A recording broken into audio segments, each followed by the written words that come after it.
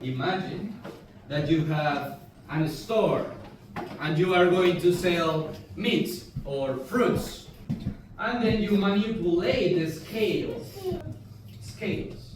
You manipulate the scale to do more money. But maybe you are not selling fruits. Maybe you are lying to other person in your life just to get what you want. Maybe you are adding things to your testimony just to call the attention, to look tough, instead of giving it to the Lord, all the glory to the Lord. Maybe you are being agreed with the wrong decision of other person just because you want to preserve that relationship without matter what the Lord commands. So what is that thing in your life that you are using to deceive others or yourself? Maybe you are still deceiving yourself with the things that you eat. Maybe you are deceiving yourself with the things that you listen, that you talk, that you use, that you drink. What example are you giving to others, and what example are you following?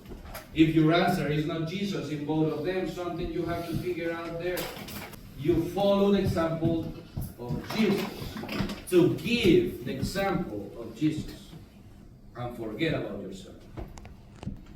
Next word is accurate. In some versions says precise, complete, just, but in Hebrew is the word shalem. Don't confuse it with shalom. Shalom is like well-being, peace. It's used too much to say hello, or sometimes goodbye. But shalem is complete, just, perfect, full.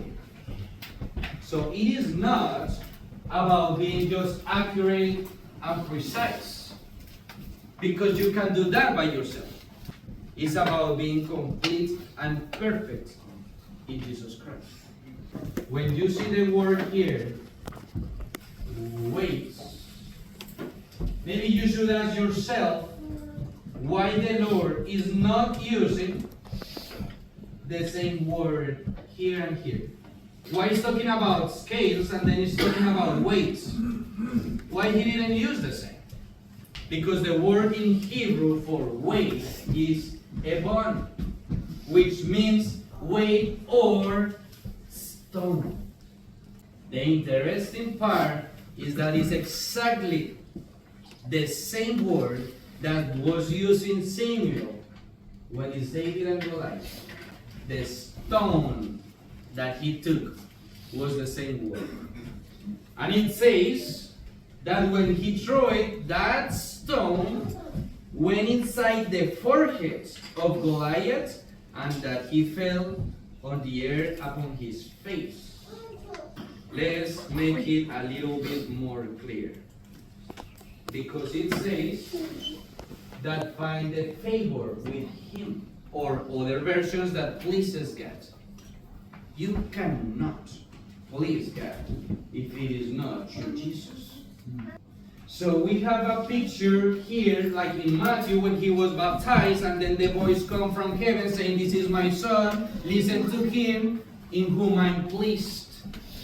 So something that you have to see here is that it's a accurate way that finds favor to God, a perfect, complete stone, rock, cornerstone that pleases God.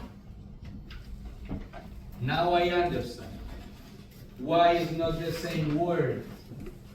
Because in this part is the abomination for God. It's fully disgusting for God when you are not honest, when you have to fix your scale. But here it pleases God. So it is not just about having a scale that works in your house for the meat that you bought.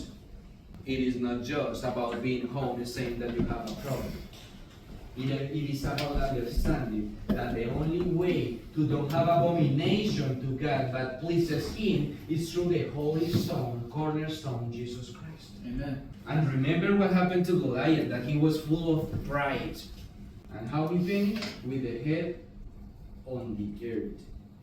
I don't know you, but I remember perfectly when I was full of pride and that holy cornerstone finished in my forehead, and I went down with my head on the earth. So what is your false scale? What is your Goliath? Maybe you're the kind of person that you believe more about the creation than the creator. Maybe you're the kind of person that is confused and you don't want to open your heart because you believe that you are always right. And you don't want to trust the Bible because the Bible will tell you that you are always wrong.